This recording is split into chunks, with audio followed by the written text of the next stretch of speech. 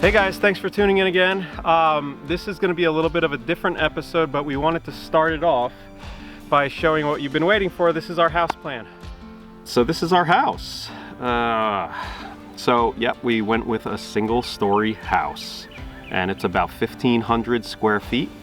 And I'm just going to do a little fly around, a little orbit, show you what's going on, and then I'll show you the floor plan. All right, we're heavy on the windows here. We have a couple gable roofs. It's more like an H pattern, okay? And what I mean by that, if we go over top and I show you the top view, you can see the roof schedule. This roof here is going to be a 912, this will be a 912, and this will be a 512. And it all works out as far, usually when you mix up your roof pitches, you get you have some problems with them lining up, especially where the fascia boards and all that are going to fall, the rafter ends. But in this case, it actually worked out perfect because this is 18 inches here. This here is 28 inches. That's why we have to structurally support this overhang. But being that we don't have a covered porch, that gives us a little bit of extra room for rain. But all the fascia boards will line up perfectly with these two roof pitches, and so we'll be able to have a nice gutter arrangement here for rain control. Let's see, and the same in the back. So we wanted it to look interesting from the outside without sacrificing our floor plan, and this is the best thing that we could really come up with. The back, this is double sliders. They open from the middle and open opposite ways. But this would be our great room, or our living room, family room. And we definitely wanted like almost floor to ceiling windows there because of that just lovely forest that we could have a view of. And this is where the kitchen will be here too. The kitchen sink would be here, and we have a dinette situation over here. We just wanted a nice wall of windows in the kitchen, nice and bright. And this side faces south. Aside from that, yep, it's a single story. It's going to have a crawl space, and right now I just drew this in. I drew it in 3 feet. It's going to be a block wall stem wall, and I want it to be a comfortable amount of space in case you need to get under there to do anything. I might do a little bit of root cellar stuff down there, but anyway, I just wanted the crawl space to, you don't have to crawl in the crawl space. I've been under a few crawl spaces in my time, and I wanted it to be actually you could hunch over and get under there and do whatever you needed to do. From the front to the back, it's only a 16-inch slope from the grade that we're working with. So, but I just put in a 3-foot block wall here. That's going to change. But anyway, yeah, this is the overall 3D house plan here. We'll have a chimney central, so we could have a wood stove at that location. So I think I went over everything in the 3D plan. I think it looks pretty nice. It's going to have that same architectural style as our shed. It won't be white. It's going to be black on black, this house. It's going to blend in with the woods, and we just like that, we like that black house look. It's, I don't know, just a style that Meg and I have really liked. We almost did our shed in black, but we decided to do it white. So anyway, it's white to show you and for you to see it easier on the computer screen. But what I did, I made the floor plan first, and let me get into my scenes here, and I could do an aerial shot. Get that out of the way now. All right, here's the floor plan, guys. Here's the front door right here. And if you want to pause the video at this point just to take it in, you can. Otherwise, I'm going to get moving around. So the front door is right here. There's a 24 and 24-inch window on each side, and most of the windows are 24 inches, except for the sliders, obviously, and the kitchen. And we have a couple 36s in our bedroom. That's it. Everything else is 24 inches. But you walk in the front door. This here is a coat closet, and the blacked out area is kind of like just reserved dead space for our wood stove, so the piping and everything would come up right there, and we have it in the model where it shows coming out of the 512 section. And then the proper clearances are there. You have to have at least 10 linear feet to anything combustible coming out of the roof line. All right, so right in here, this would be our main living area. Those are the double sliders right there. And this here is a beam. The gable or the ridge goes this way on this section of the house. So this would be a load-bearing section here. So we would have to put a beam there. But it all worked out the way we laid it out. This is the kitchen, and the kitchen working area is a U-shape. So we have a bunch of cabinets here. The sink is scheduled to be right here. So we centered the window there and then laid out the rest of the windows off of that one. So off of the kitchen, the right side here that comes down, this white rectangle here along with these, that's a built-in dinette. And we have a couple windows there, but we figured we could get a seat here and 2 other seats here, and we'll have chairs on this side. I think it'd be a good use of space, because this is a smaller house. This is 1,500 square feet. Off of the kitchen, if you walk through this way, there is another exterior door. I think the cars are going to be coming in on this side, so it'll be nice for groceries and everything. This is the laundry slash mud room. We're going to build in built-in lockers here, and this side in the kitchen, that's going to be shelves for groceries, so our pantry. This little pocket door here, this is our mechanical room. We will have our hot water heater in here. Not too exciting there. But coming off of the kitchen, this is our master bedroom. So we have 2 windows on, that's the east side of the house. And I mean the way the compass lays out. This is facing north, this side. We'll have our bed here, okay? This pocket door, as soon as you walk in, this is a pretty decent sized closet. It's 8 by like, I don't know, about 4. And then you come right into the bathroom. There's no door there, it's just open because there's a sink there, and we have a window right here. That window is, we'll have a dedicated kind of like a laundry basket built-in area here. We're gonna do heavy built-in craftsman style type stuff inside this house. The shower is just a huge 5 by 5 foot walk-in shower. Yeah, we just want a really good shower after this RV experience. And then the toilet room has its own privacy pocket door there, so that you could go in there and have privacy. Coming back out here, I should have mentioned, this is the refrigerator, and this is a little bar section. I'm really into home brewing, and Meg reaps the rewards of that.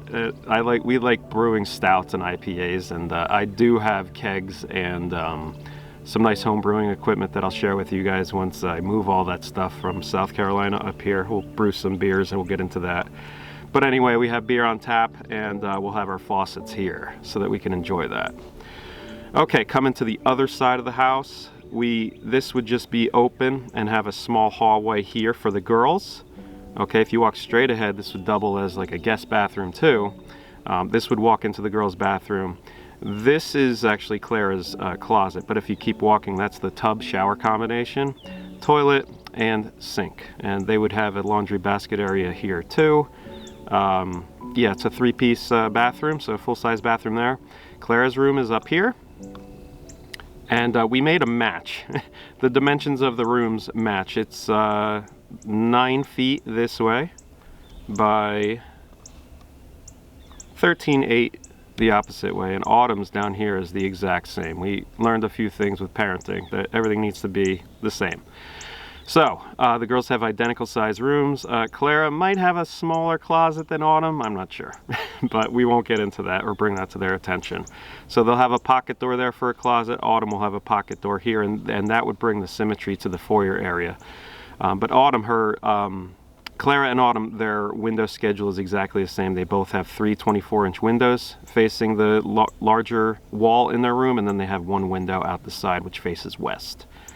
And the bathroom, also, just for some natural light, has a window facing west.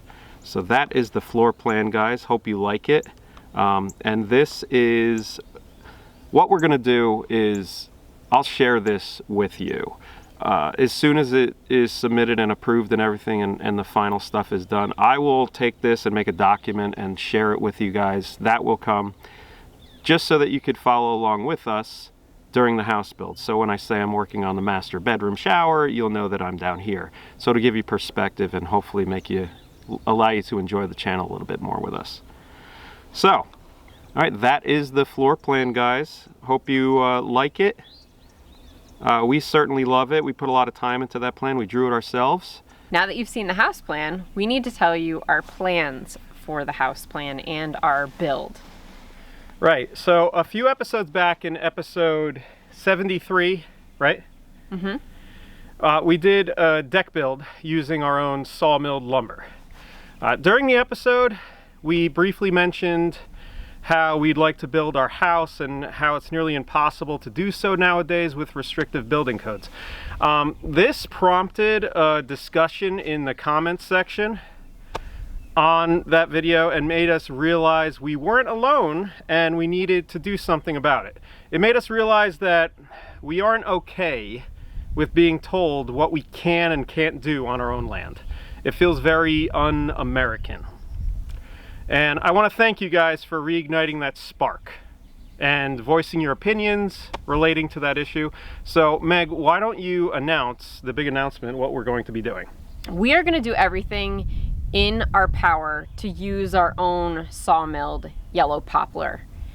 And we want to use it to build the entire house. Yep. Before we were thinking like, oh, we'll just do the floors and stuff like that. No, we want to use it to build the entire house. We don't want to purchase any store-bought lumber for any portion of the house. Now, when I say our own sawmilled lumber, I mean felling the trees, milling them ourselves, and drying them. Yep. And then using them for everything. And I mean the studs, the joists, the rafters, the sheathing, the siding, everything. Everything.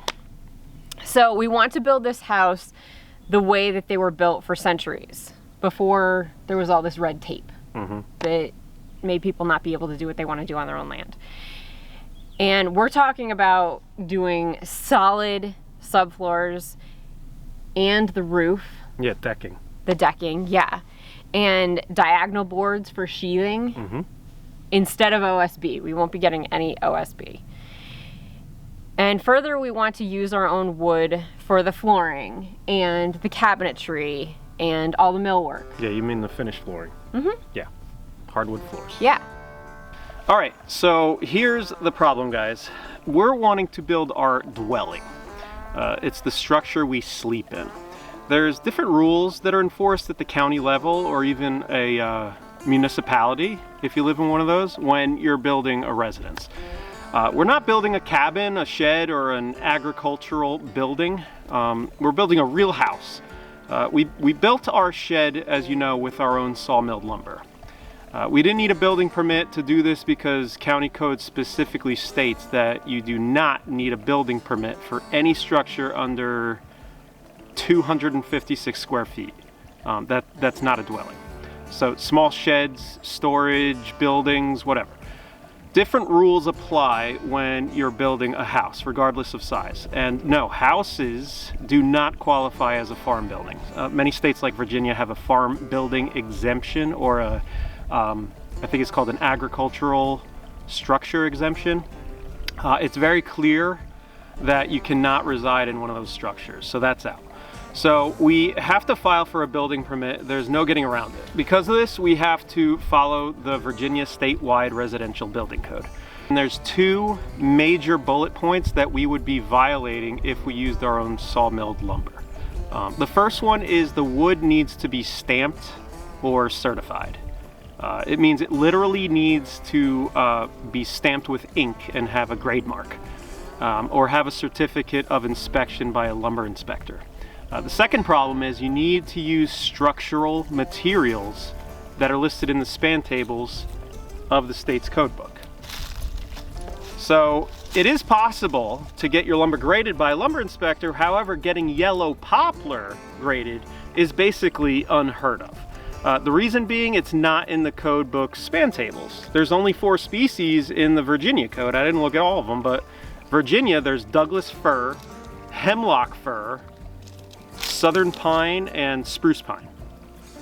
We barely have any pine on our property.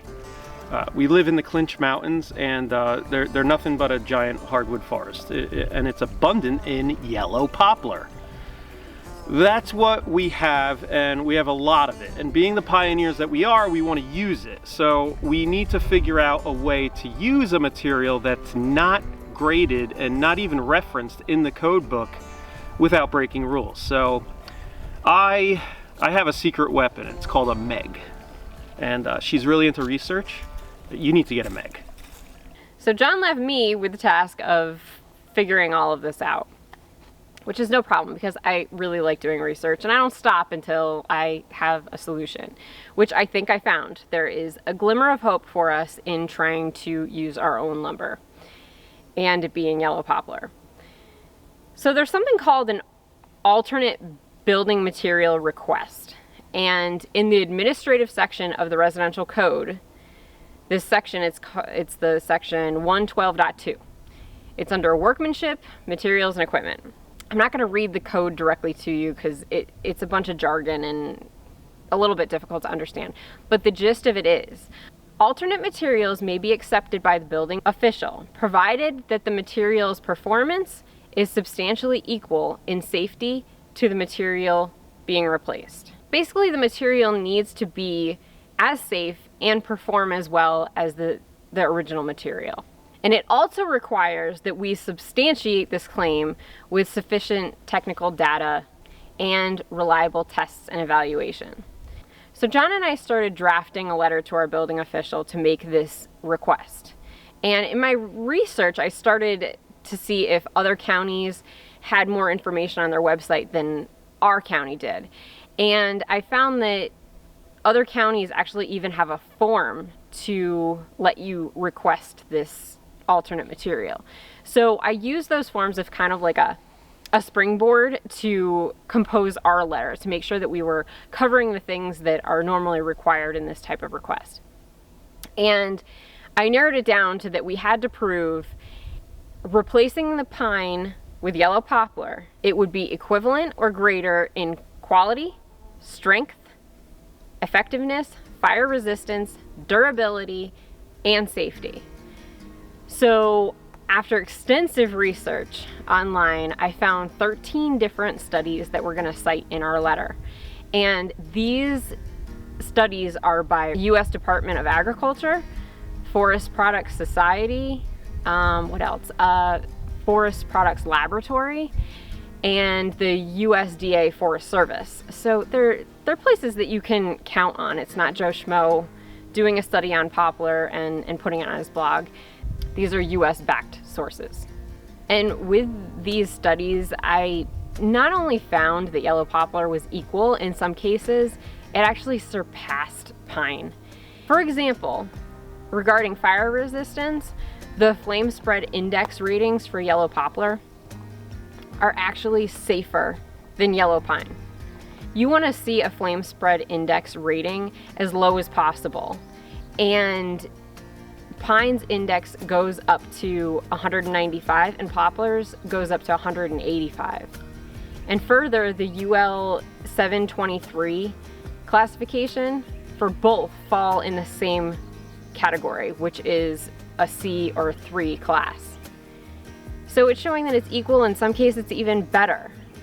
And remember how John said the span tables were a major hurdle that we needed to get over?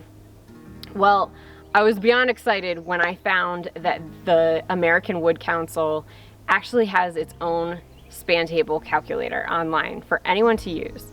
And it actually includes yellow poplar.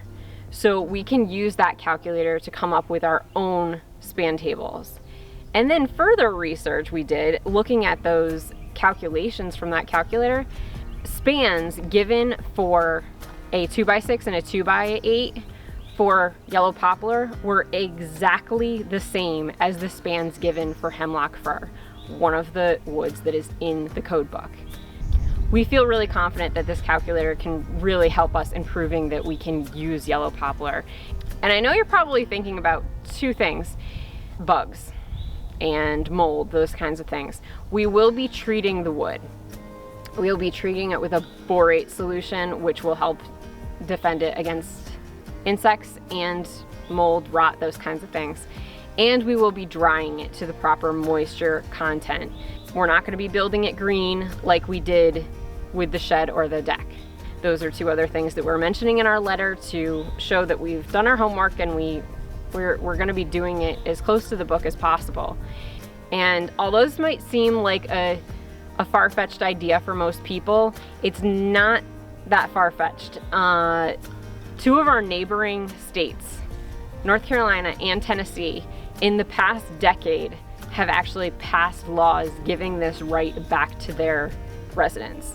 In North Carolina and Tennessee, you can do what we want to do, but the laws are different in Virginia.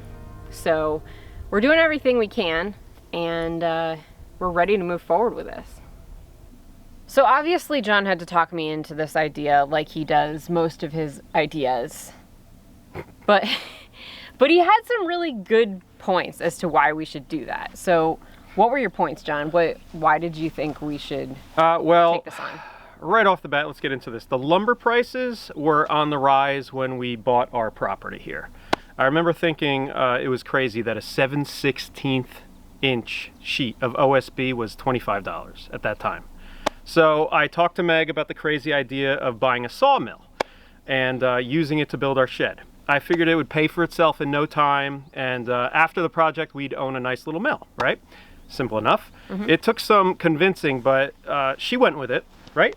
Yeah, as I do with most of your ideas after a little bit of time. Well, without even realizing it, we were teaching ourselves how to make lumber, and we found it very rewarding and enjoyable. Our goal was to build the shed and wait to see if the lumber prices would come down, at which point we'd buy a lumber package to build the house. The prices never did. As a matter of fact, that same sheet of OSB, I was at Lowe's the other day, was $50.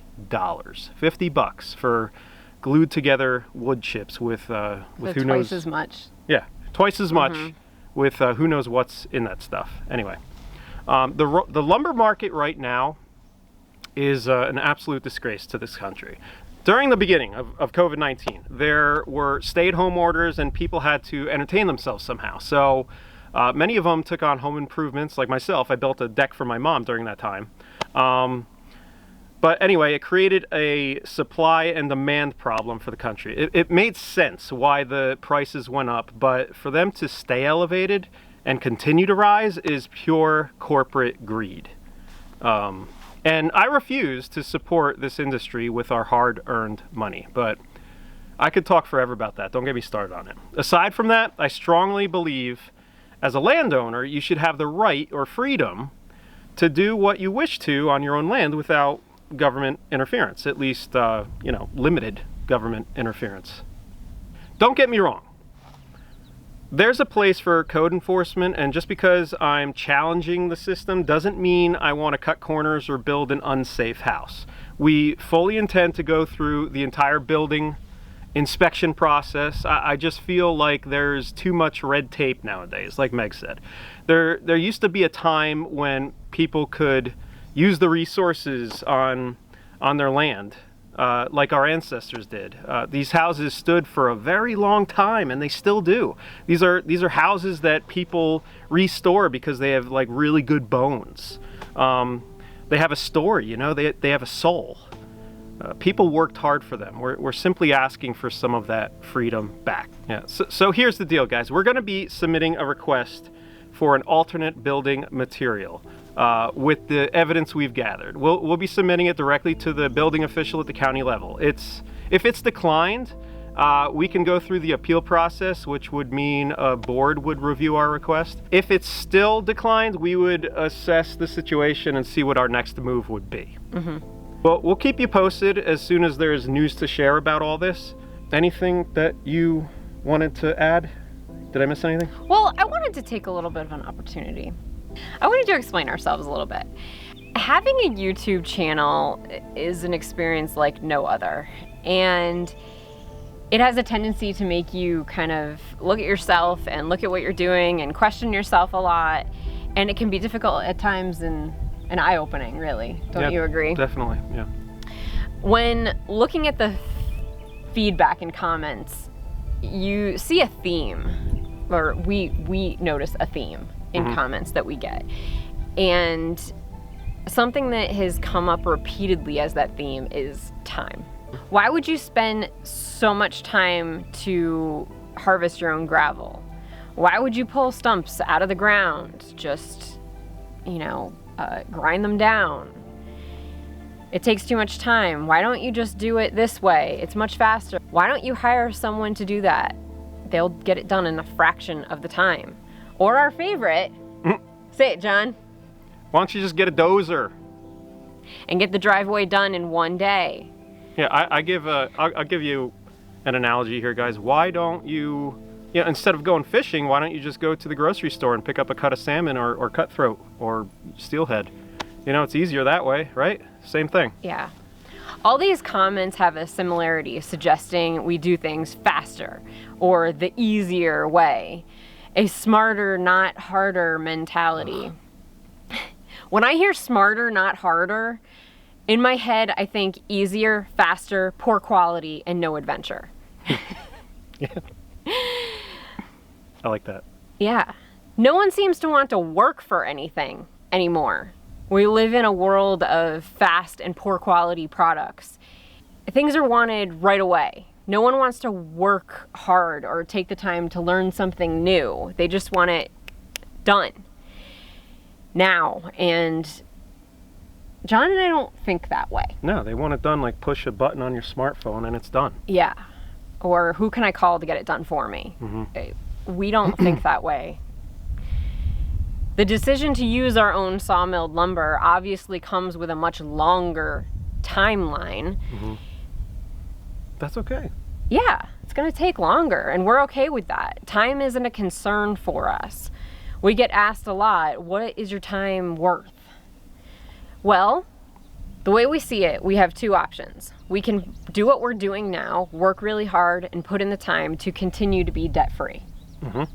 Or we can hire someone else to do it, take out a loan to pay top dollar for someone else to do it who may do a subpar job, and then take 30 years to pay off that loan.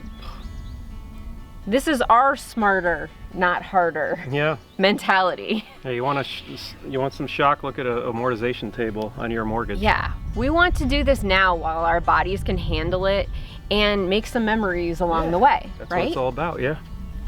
And to some people, this may seem like a really daunting task to do, not only build our house, but build it with our own sawmilled lumber that we are going to mill. It may seem like a crazy idea, but we wanted to take this opportunity to explain more about the way that we think. I love analogies, so I have one to kind of explain our thinking. Okay. Suppose you wanted some vegetable soup. Now, there's a number of different ways that you could achieve having a bowl of vegetable soup.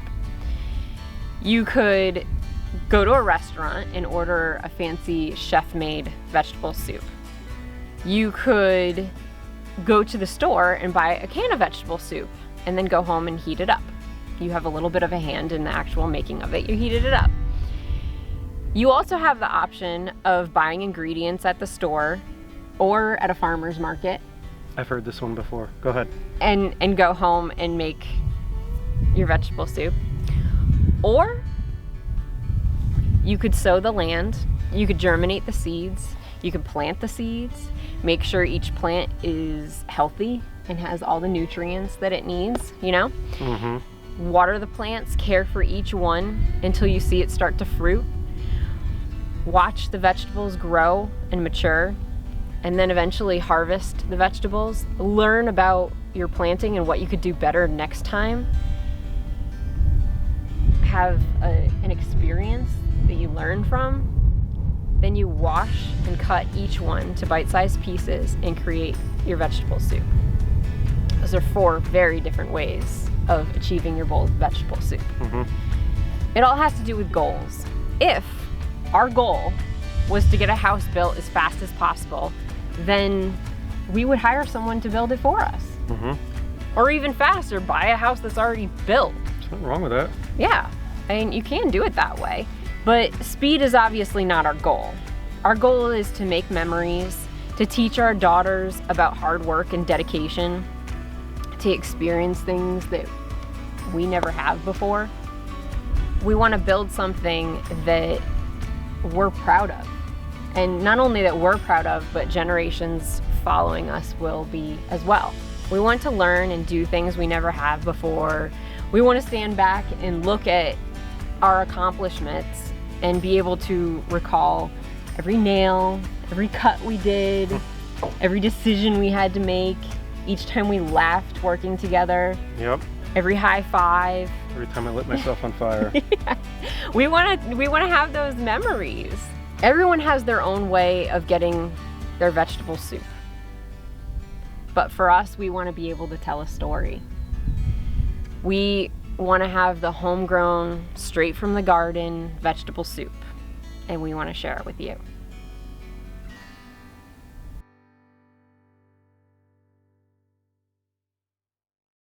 The upcoming episodes, and we wanted to get right off the bat by showing you our house plan.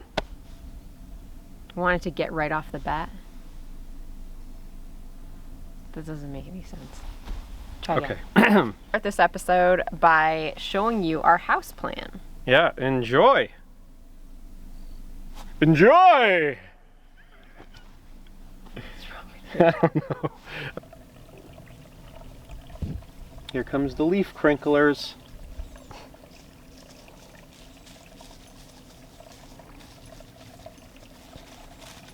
It's like it's like a moth to a flame. Nice. Good one, Carmen. Hey, why don't you wash off your back while you're at it? You rolled in something very pleasant the other day. Or yesterday. It's quite an analogy. That's cool. Did that sound good? You should do a TED Talk, Meg. Shut the up! I got a woodpecker in the walnut tree heckling me. Got a woodpecker heckling me, listen.